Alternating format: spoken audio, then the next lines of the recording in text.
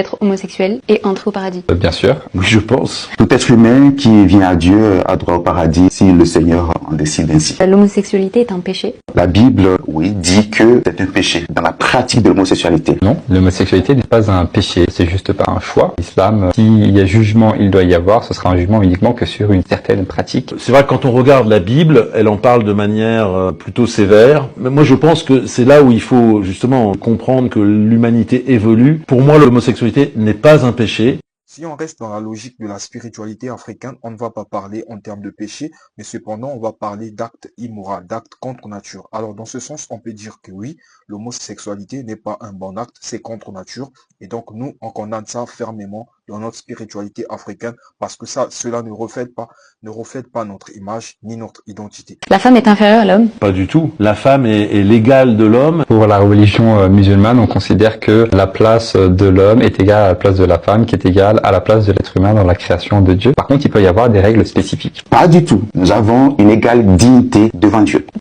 Pas du tout, la femme n'est pas supérieure ou encore inférieure à l'homme. L'homme aussi, en revanche, n'est pas supérieur à la femme.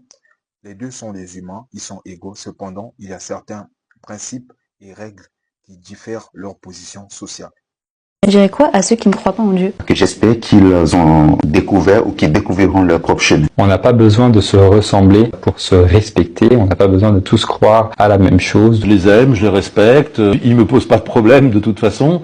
Si on va se baser sur la logique des religions, qu'il y a un Dieu qui existe, je ne serais pas d'accord et je ne saurais dire oui à cette question. Cependant, si on reste dans la logique et la vision africaine, sachant qu'il y a un esprit qui est supérieur à tous les esprits, qu'il y a un Dieu qui existe, mais cependant celui-ci ne s'appelle pas Dieu parce qu'il n'a pas de nom. Parce que chaque tribu, chaque peuple du monde a sa façon de vénérer ou encore d'appeler cette entité. Voilà, dans ce sens, je suis d'accord qu'il y a oui un esprit qui existe, mais qui ne s'appelle pas Dieu. Le plus important, c'est d'être un bon croyant ou d'avoir un bon sens de la morale? À la fois les deux. L'idéal serait de fusionner les deux. D'avoir un bon sens de la morale, indubitablement. Ni l'un ni l'autre parce que les croyants n'ont pas de la connaissance seule. L'idéal pour moi, c'est d'avoir un bon esprit critique et aussi respecter la nature et les différentes lois qui en découlent. Tu crois à l'enfer et au paradis? Non, je crois à une survie de l'âme. Pour moi, c'est une évidence, parce que sinon, ça voudrait dire que ceux qui font du bien font du bien, ceux qui font du mal, et puis après, tout le monde meurt, et puis hop, on passe à autre chose. Ce serait d'une injustice sans nom. L'enfer et le paradis existent. Ni l'un ni l'autre parce que je crois, et dans notre spiritualité africaine, on croit à l'immortalité de l'âme et on sait que l'homme a la capacité de vivre plusieurs cycles de réincarnation. Et donc du coup, cette conception de paradis et d'enfer qui vient de la religion, nous, on n'adhère pas à cela et on ne croit pas à cela. La religion, c'est juste un outil pour manipuler les foules? Non, c'est un outil pour conduire les foules à la vérité. Les personnes qui s'engagent dans la religion le font de manière volontaire. Elles sont libres. C'est un outil qui, mis dans de mauvaises mains, peut effectivement donner un pouvoir très puissant, mais c'est pas le cœur de la religion. Oui, vous l'avez dit, c'est un outil de manipulation parce que la religion n'a pas sa place dans la société. Elle n'a jamais existé bien avant, si ce n'est que des croyances et les différentes traditions du monde qui existaient. Et dans ce sens, je vois que le monde avait plus d'équilibre. La religion, c'est juste une autre raison pour faire la guerre? C'est plutôt une autre raison pour faire la paix, parce qu'on est tous enfants d'un même Dieu. Non, la religion, c'est quand même plutôt fait pour faire la paix, pour s'ouvrir à son prochain. Non, la religion a été utilisée et peut être utilisée, malheureusement parfois, pour se donner une couverture pour une guerre, ce qui n'est pas une bonne chose et ce qu'il faut combattre.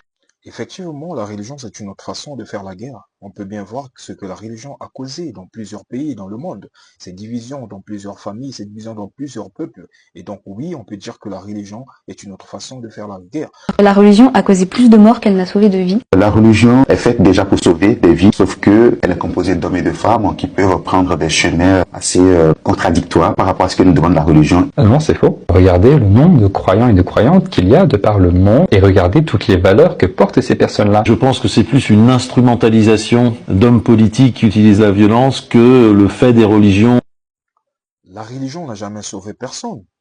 Elle n'a jamais sauvé personne. Mais combien de millions de gens sont morts à cause de la religion? Combien de personnes que la religion ont tuées?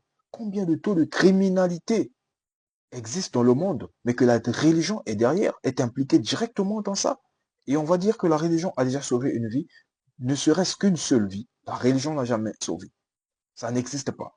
Mais le nombre de personnes que la religion a tuées, c'est tellement énorme. Et pourquoi? C'est pourquoi je dis que la religion n'a pas une place dans la vie des gens. La religion n'a pas sa place dans la vie des Africains.